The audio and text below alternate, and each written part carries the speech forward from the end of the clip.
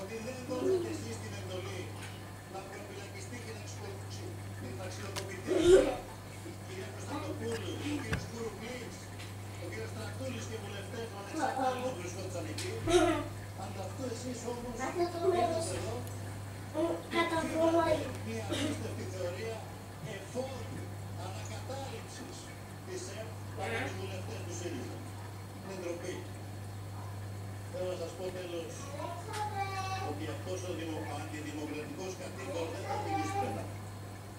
Φημώσατε την ΕΠ, αλλά προχθές το βράδυ 200.000 συμπολίτες μας μέσα από το 50.000 συμπολίτες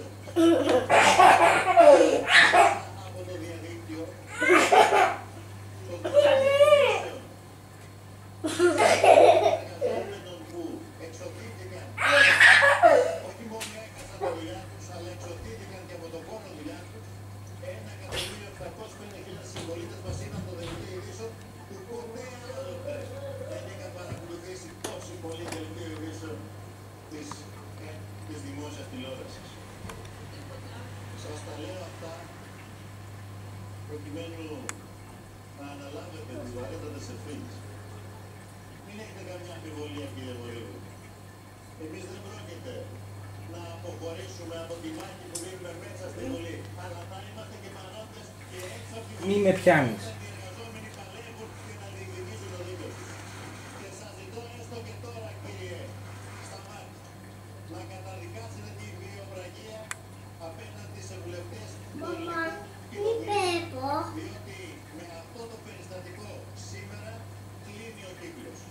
Προχθές αποφασίσατε και ψηφίσατε και χαρίσατε στη διαπλοκή τις ψηφιακές συχνότητες, έχοντας κλείσει τη δημόσια και έχοντας ανοίξει ένα παραπάνω. Και σήμερα δείχνετε την πραγματική εικόνα της Ελλάδας του μέλλοντος που θέλετε να δημιουργήσετε. Αλλά δεν είναι αυτή η Ελλάδα. Υπάρχει η Ελλάδα της δημοκρατίας, η Ελλάδα της δημιουργίας, η Ελλάδα του αγώνα και αυτή η Ελλάδα της ενίσχυση του μαύρου. Τώρα σε πιάσα. Να τη δω λίγο. Αυτό είναι μόνο ο Λέξης Τσίπρας, το είδαμε ζωντανά στη Βουλή, παρεμβαίνοντας. Δεν το είδα. Εκτός μετά το όμως την έξω είδαμε ζωντανά με τους... Δεν το είδα.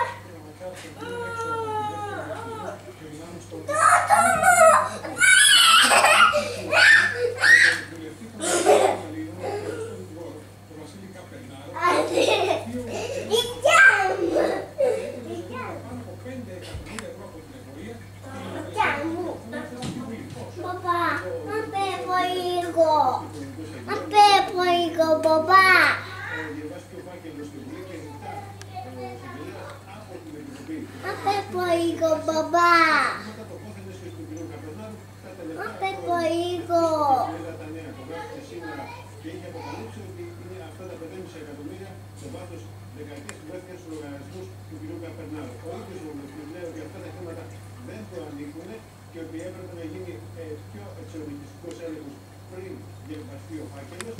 Όμως το θέμα φτάσει τώρα στη Βουλή, θα το εξετάσει όταν έσχεται τη Βουλή. Και να σου πω ότι και για τον κύριο Μητρόπουλο, τον βουλευτή του ΣΥΡΙΖΑ και το 1 εκατομμύριο για το οποίο ελέγχεται, ο Οικονομικός Εισαγγελέας ζήτησε από την Βουλή του Επιτρόπου να εξετάσει πώς βρίσκονται αυτά τα χρήματα του λογαριασμού. Και βάζει στο μικροσκόπιό της η Επιτροπή Πόθεν Έσχεσης της Βουλής την κινητή και εκείνη την περιουσία του κ. Καπερνάου και του κ. Μητρόπουλου, όπως αποκαλύπτουν τα νέα. Να σε ευχαριστήσουμε, Ιορδάνη, και να δούμε τώρα τα όσα αποκάλυψε το πρωί στο Μέγκα Σαββατοκύριακο, στον Ιωάννη Ζαγόβο και τον Μαύρο Δανατάκη, ο Υπουργός Διοικητικής Μεταίκησης, ο κ. Μητσοτάκης, για τις απολύσεις που έκανε στο δημόσιο, στο τέλος της χρονιάς και στις 11.000 χρόνια, το οποίο διαθεσιμοποιεί, όπως είπε, δεν δέχτηκαν το αίτημα της κυβέρνησης οι περίπου 800 με 1000 που σκοπεύουν να θέσει εκτός εργασίας, να απολύσει Για την Δευτέρα αναφέρεται η κατηγορία της σχέση με το δημόσιο, καθώς οι έντονες συνεχίζουν να κρατούν σκληρή στάση και να αρνούνται να δεχτούν τις απολύσεις των απολύσεων. Όσο το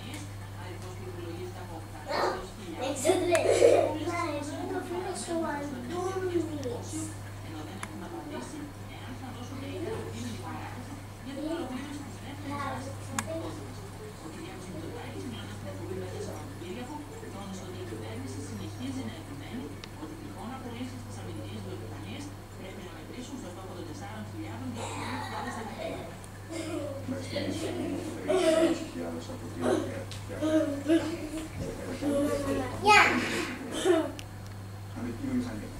Δεν έχει καταλήξει από την κυβέρνηση.